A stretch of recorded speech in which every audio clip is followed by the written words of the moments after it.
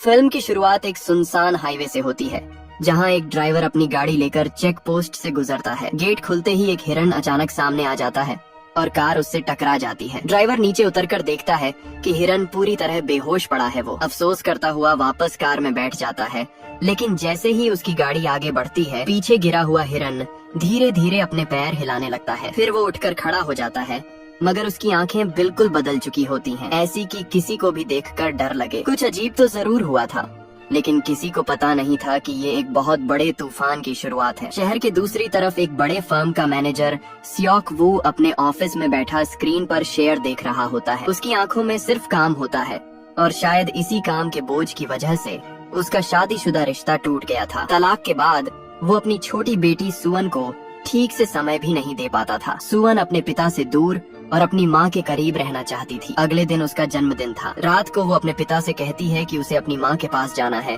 जो बुसान में रहती है। पहले सियोक वो टालने की कोशिश करता है, लेकिन बेटी की आंखों में उदासी देखकर वह मान जाता है। अगली सुबह दोनों ट्रेन पकड़ने स्टेशन पहुँचते हैं। ट्रेन में कई तरह के मुसाफिर होते हैं, एक स्कूल की बास्केटबॉल टीम, कुछ बुजुर्ग, कुछ बिजनेसमैन, सब अपनी अपनी दुनिया में खोए हुए। जैसे ही ट्रेन चलती है, आखिरी पल में एक लड़की हांफती हुई अंदर घुसती है। उसके पैर पर गहरी चोट होती है और वो बहुत घबराई हुई लगती है। कोई कुछ समझ पाता उससे पहले ही वो लड़की सीट के नीचे गिरती है और ऐंठन शुरू हो जाती है। थोड़ी ही देर में उसका शरीर अजीब तरह से मुड़ता है और वो जिंदा इंसान से एक डरावनी ज़ॉम्बी में बदल जाती है। वो सबसे पहले ट्रेन अटेंडेंट को काटती है और फिर वो अटेंडेंट भी कुछ ही सेकंड में ज़ॉम्बी बन जाता है। इन्फेक्शन बिजली की तरह फैलने लगता है। लोग चिल्लाते हुए एक डिब्बे से दूसरे में भागते हैं। कुछ लोग दरवाजे बंद कर खुद को बचाते हैं, बाकी लोग पीछे छूट जाते हैं जहाँ ज़ॉम्बी भरे होते हैं। डर और अफरा तफरी का माहौल बन जाता है। ट्रेन के छोटे छोटे टीवी स्क्रीन पर खबरें चलने लगती हैं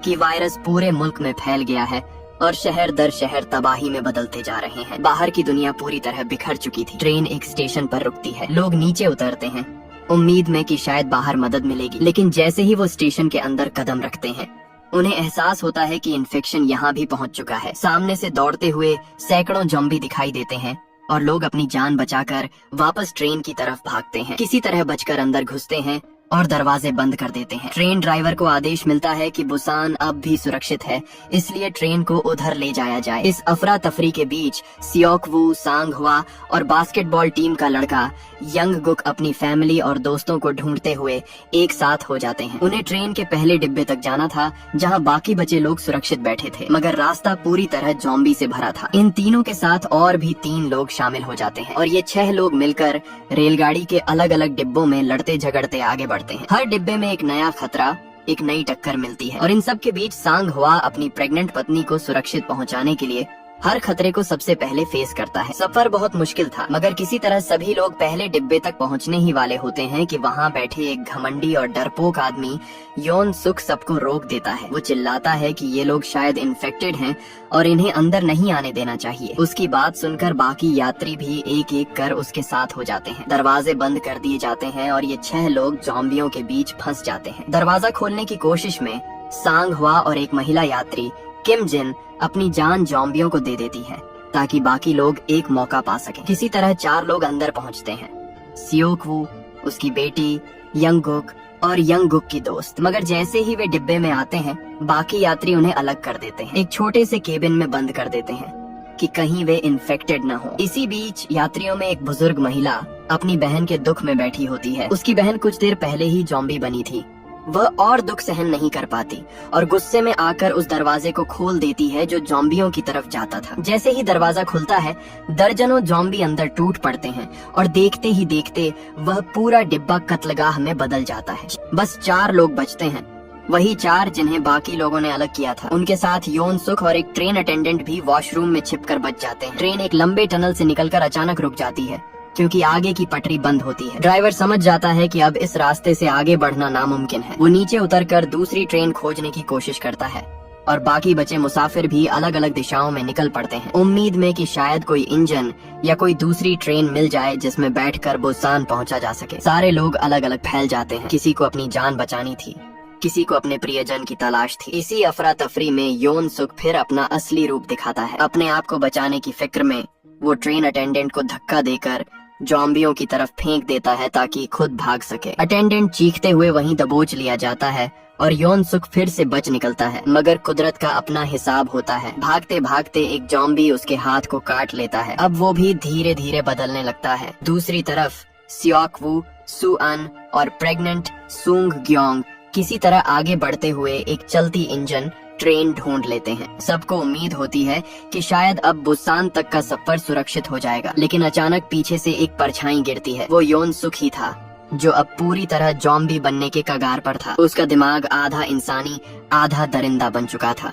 सियोक वू उसकी तरफ बढ़ता है, उसे पीछे धकेलने की कोशिश करता है, लेकिन यौन सुख उसे पकड़कर धक्का देने लगता है। लड़ाई बहुत भयानक और जिद्दी होती है। एक तरफ अपनी बेटी के लिए मरने को तैयार बाप और दूसरी तरफ आधा जिंदा आधा ज़ॉम्बी इंसान जो सिर्फ अपनी जान बचाना चाहता है। संघर्ष में सियोक वू को जख्म लगते हैं। तभी उसे महसूस होता है कि यौन सुख के नाखून उसके हाथ पर गहरे निशान छोड़ गए हैं, यानी वह भी इन्फेक्शन का शिकार हो चुका था। अब सियोक वू समझ जाता है कि उसके पास वक्त बहुत कम है। वो पूरी ताकत लगाकर यौन सुख को ट्रेन से नीचे फेंक देता है और वह जॉम्बी चीखता हुआ पटरियों के बीच गिर जाता है। मगर इस जीत की कीमत बड़ी थी। सियोक वू खुद अब बदलने वाला था।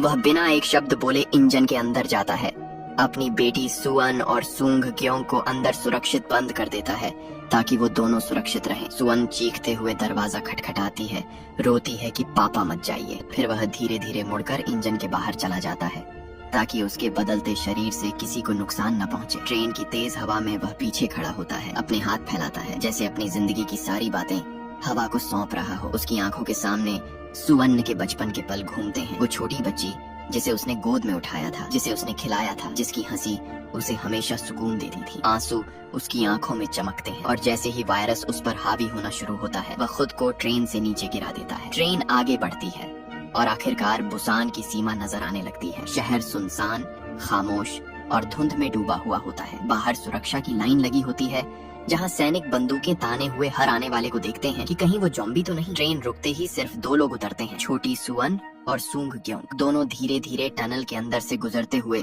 सुरक्षा गार्ड्स की तरफ बढ़ते हैं। सैनिक दूर से उन्हें देखते हैं, लेकिन धुंध और कम रोशनी में पहचान नहीं पाते कि वे इंसान हैं या इन्फेक्टेड। ऑफिसर कहता है कि अगर कोई अजीब हरकत दिखे तो गोली चला देना। और जैसे ही सैनिक ट्रिगर दबाने वाले होते हैं, तभी सुअन की हल्की सी आवाज गूंजती है, वो गाना जो वो अपने स्कूल प्रोग्राम में गाने वाली थी और जिसे उसके पिता ने कभी सुन नहीं पाया था। उसकी मासूम आवाज टनल में फैलती है और सैनिक समझ जाते हैं कि ये इंसान है, ज़ॉम्बी नहीं। धीरे धीरे उनके हथियार नीचे हो जाते हैं और दोनों बची हुई जानें आखिरकार सुरक्षित बुसान पहुंच जाती हैं। सफर में उन्होंने सब कुछ खो दिया था, लेकिन एक नई उम्मीद अब भी बची थी। इसी एहसास के साथ फिल्म खत्म होती है। अगर वीडियो पसंद आई हो तो लाइक, कमेंट और चैनल को सब्सक्राइब